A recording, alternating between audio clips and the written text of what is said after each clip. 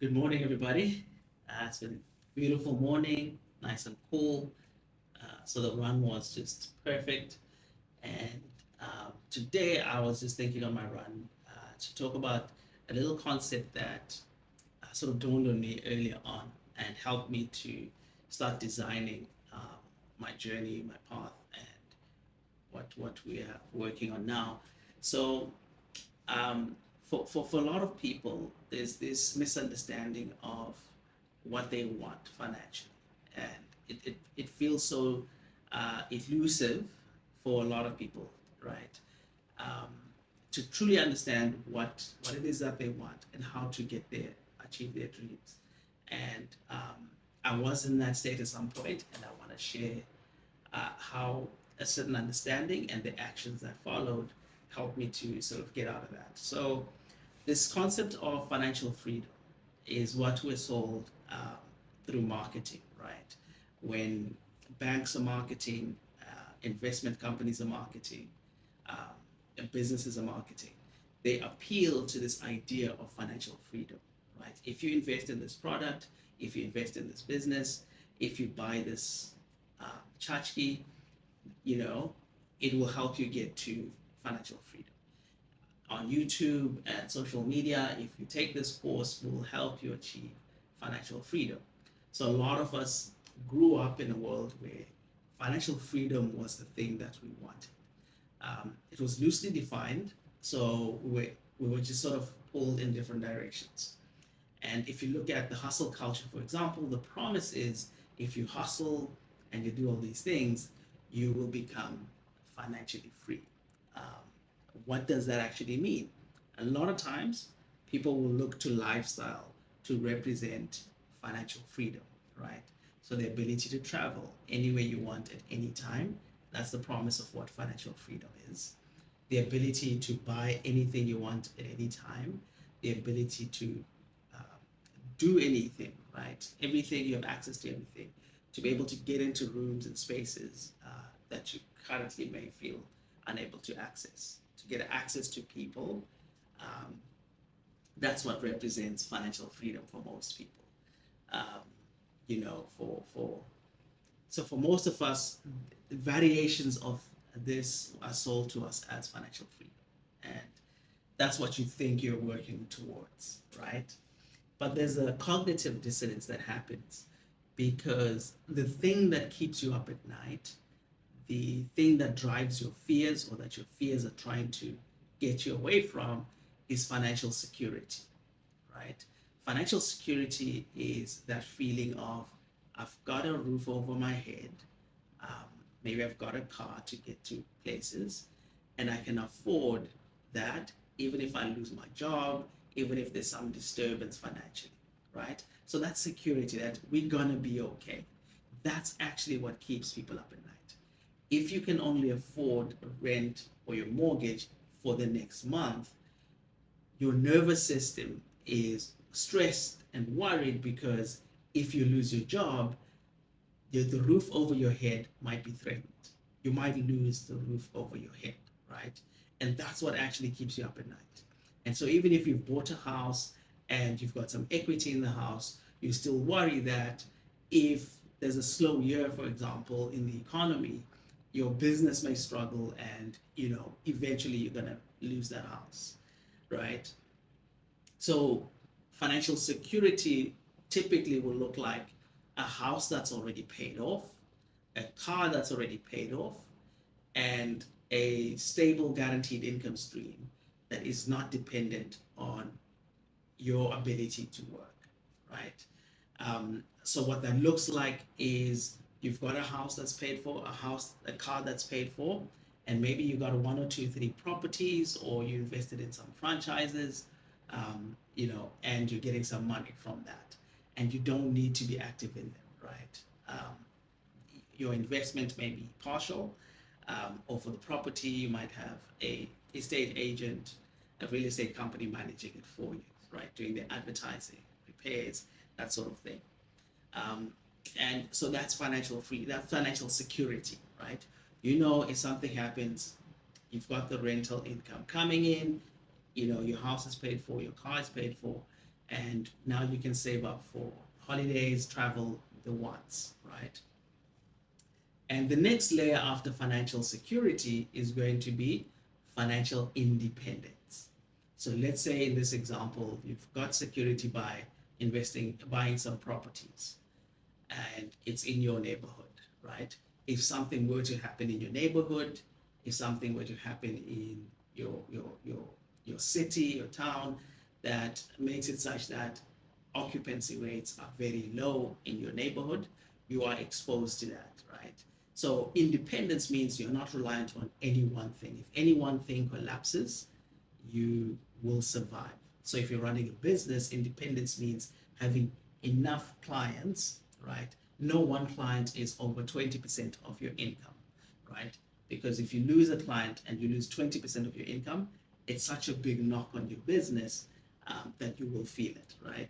But if you have a wide variety of clients, and let's say you have 10 clients and you make 10% of your income from each client, if you lose one client, sure it hurts, but it's not going to be devastating. If you have 20 clients and they each contribute 5% of your income, if you lose one client, two clients, you're still fine. Now, if you have 100 clients and they each contribute 1%, you can afford to have one of the worst weeks of your life, of your business life, lose 10 clients, but you're still okay. Your business is fine, you're stable. So independence now speaks to variety. You're not locked to one client, you're not locked to one piece of property for your income, right? You're not locked to one geographical area, one city. So independence now means you need to diversify, right? So you've got your initial portfolio that's focusing on one thing, right? And that gives you security. Now for independence, you want to now spread that out, right? So you want to expand into different neighborhoods if it's property. If it's a business, you want to offer a whole range of products and services and have a whole ecosystem of products and services, so that if this specific product fails, we've got other products, right? So now for each product, you want to have multiple clients so that that product line is not reliant on any one client. And then for the business, you want to have enough products and services where they contribute a certain percentage of revenue. So if you've got 5 products and services, each one contributes 20%. If a whole product category collapses, your business is still fine, right? That's where diversification comes in, and you build independence. At that point, you feel very confident. If things can go wrong, but we will be okay, right? This is at the business level, at the personal level, right? We will be okay. Then financial freedom is, I think, once you achieve independence and you scale that up, now you have freedom to really sort of pick and choose what you want to do. But in pursuing that freedom, you just have to be careful that you don't make decisions that destabilize your foundation, your security, right? Um, so what happens with a lot of people is their nervous system is seeking financial security. You want safety. You just want a roof over your head and to know that you can make money, that money is coming in and it's guaranteed, and you're very confident about that, right? So even if things go wrong, we'll be okay. That's what your nervous system is looking for. But for a lot of people, when you start acting and moving in the world, you are seeking, or you think you want, financial freedom. So what does that look like? Your rent is late, you're missing some bills, right? Some debit orders are bouncing. And when you go out there in your business, in your career to try and make money, what do you say? What are the words? Oh, I just want financial freedom. I want to be financially free so I don't have to worry about my bills. No, that's where the dissonance happens. In that moment, you are lying to yourself and you start pursuing things that will give you freedom when all you want is security, right? So things that give you security tend to be boring, right? We're talking about properties, we're talking about specific franchises, right? Franchises in the retail space, franchises in the fast moving consumer goods, franchises in the restaurant and fast food space, right? Where people buy those things, there's nothing fancy about it. It's the same business model.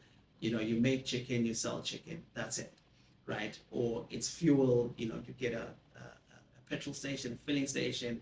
People are gonna need to fuel their cars, and you sell that, and you make some money from the store, the filling station, right?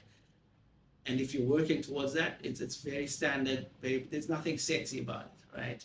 But if you've told yourself the story of financial freedom, and there's a dissonance because what you really, really want, what you really need is security, you're going to pursue some of these fancy things, Bitcoin and da da da da da, and forex trading, right? And some of these multi-level schemes and scams, which don't give you security. That's not what you actually need. Your needs will be met first before your wants, right? You will meet your needs first before you meet your wants. And a lot of people go through the cycle of that realization and then coming out of it again. What's the loop? You enter the loop where your needs are not met. You don't have a stable roof over your head. You don't have your basic bills, food, groceries, needs. You don't feel secure about that. And you say, okay, I need to solve this problem. In solving this problem and taking action, you tell yourself a story that what I want is financial freedom. So you misdiagnose the actual trigger, the actual need here, and you say what you want is financial freedom. So what you start pursuing is financial freedom. And in pursuing financial freedom, you're going to take action in things that actually don't fulfill the original need, just getting your basic needs met. And after a while, you start to think, this is not working for me. This is not right. This doesn't feel aligned. I'm not passionate about this, right? You start making these excuses or reasons, explanations for why you don't actually want to do this, why you're not going to follow through with the forex and its high volatility, which is giving you anxiety because what you actually want is stability, right? And then you start the loop again. You find something else and say, okay, it's forex that didn't work. Let's try something else. Oh, Bitcoin is the craze. Let's jump on that bandwagon, and you start it all over again, right? And then you say, okay, I'm going to start a business one day, and I'm going to do this, I'm going to do this. And you're looking for the business that's going to give you the highest ROI, right? This is the most profitable business, I'm going to do this. And you follow that cycle again. Misdiagnosis, you have a need that is not met. You misdiagnose the need. You start chasing something else, more in the wants region, not in the need region. And as you go along, your nervous system tells you, hey, we need to recalibrate. This is not working. And you start the loop all over again, right? And so it's important to understand you've got to stack these things. If you truly, truly want financial freedom, make sure you get your financial security. Financial security is about stability. It's about taking care of the basics. It's just doing the basics well. A roof over your head, that's guaranteed. It doesn't have to be a house. You could potentially have your money invested somewhere, and that income that you get from those investments, your dividends, so you could put your money into a government bond, for example, right? And the proceeds of that bond you use to pay rent somewhere. So okay, my rent money is sorted because I don't want to own. I don't want to have to deal with repairs, maintenance, insurance, and all that. I just want to pay rent, and that's it. And that's perfectly fine. But now put the money aside, and that if you put away enough money to get interest to cover your rent, then you're fine, right? So you can structure things differently, but it's typically going to be around boring things: government bonds, property, and franchises in the FMCG, retail, fast food space, right? That's typically what you're going to be looking at. So even if you're investing in the stock exchange and buying shares, unit trust, that sort of thing, you're always going to be looking for portfolios that are in the FMCG, basic food and services space, property, real estate, somewhere where it's safe, secure. We all know these things. They're boring, they're whatever. That's perfect, right? Because you're looking for stability, right? In the independent space, you're looking to do the same things in different geographical locations. You're looking to start offering adjacent or products and services that are adjacent to the main thing that you're doing, to just buffer things around. So increasing the geographical spread, going into different cities, different neighborhoods, different countries, right? Because there's a country risk. If your country goes through some sort of catastrophic economic event, you're going to need to pivot and figure out how to make that happen. And so having interests in other countries will help spread that risk, right? That's independence. Now, freedom is just scaling over that to a point where you have enough money to do whatever you want. You can achieve freedom through, you know, a joining a startup early and having a lot of wealth paper, right? If it's in the private equity space, you may have a net worth that's very high on paper, but it may not be liquid. And to liquidate that, so you have shares in your startup, and your startup's seed last fundraising round put it at a high valuation, which means your share is very high, right? But you don't have a lot of people clamoring to buy it because it's in a private space, right? Or it's an early stage, and so it's not highly liquid, meaning you now have to borrow against your asset. So you will have financial freedom on paper, right? In terms of the sums of money we're talking about, gives you access and gives you all of those things. But if you don't take that money, right, find ways to liquidate it, or take that paper money, find ways to liquidate it, and make sure your basic needs are met, you're going to have a lot of freedom with no foundation, right? So you have these people who are high income earners, a big salary, but they take out a big debt and their lifestyle is way bigger than the income they get. They look like they've made it in life. They drive the fanciest cars, the fanciest clothes. They go to the fanciest holiday destinations. Their life is perfect on the outside. On the inside, it's a lot of this, right?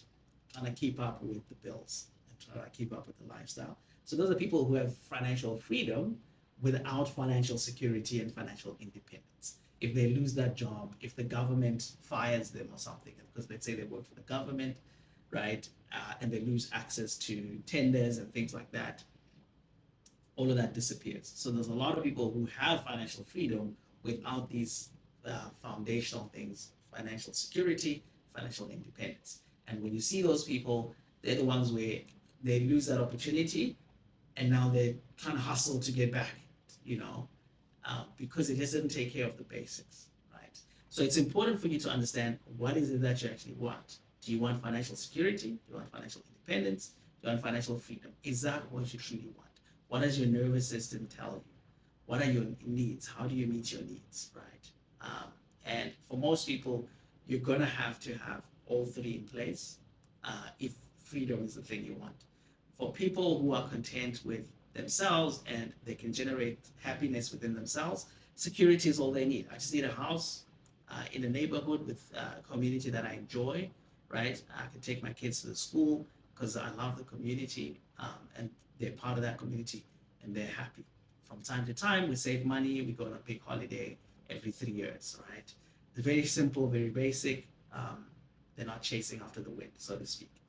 Um, so that will now depend on each person, but it's important to figure that out for yourself and to how do you move forward now and what do you focus on as you grow your income, your business.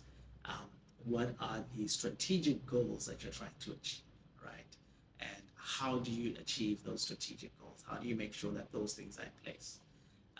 I remember for me, when I bought my first car, it was bought on credit, and it was a hustle keeping up with the rent, keeping up with the car, and all the other costs. And then at some point, we had two cars, myself and my wife. We're paying for both cars. We were, insurance. The bill for cars, for two car payments, fuel in both cars, insurance on both cars, maintenance on both cars, right, was huge. It was huge. It was the total cost of our transportation was about the same as our accommodation costs, our rents, in total, right? Could have been a little bit more depending on the month and how much traveling we did. And eventually we restructured, and we've got two paid up cars, and but we only use one. We gave the one to my parents, and we only need one car, right? We kind of realized as we now sort of move to a space where we do a lot of work from home, we actually don't need two cars. And there's Uber and things like that, so we just don't need two cars. If we need to, we have access to them, right? So that helps to make things a lot better, and to have a fully paid off cars. All you're worrying about is insurance and fueling up the car. It makes things a lot easier, right? That's just in that space. So as you go in your journeys, I hope this will help you and figure out what it is that you are looking for, and how to meet your own needs. And I hope that this video helps you in some way, and that you find value in it. If you do, please like and subscribe, and share this with somebody. And let me know in the comments if you would like me to discuss more of this type of content, or elaborate more on this. Because the strategies to achieve these, once you're clear on that, are pretty self-evident. But maybe it's to somebody like me who's been in this space for a very long time, right? So if that's something that you're interested in, I'll be happy to share more of that. Hope you guys have a great Monday and a beautiful week. I'll see you guys on Wednesday. Cheers.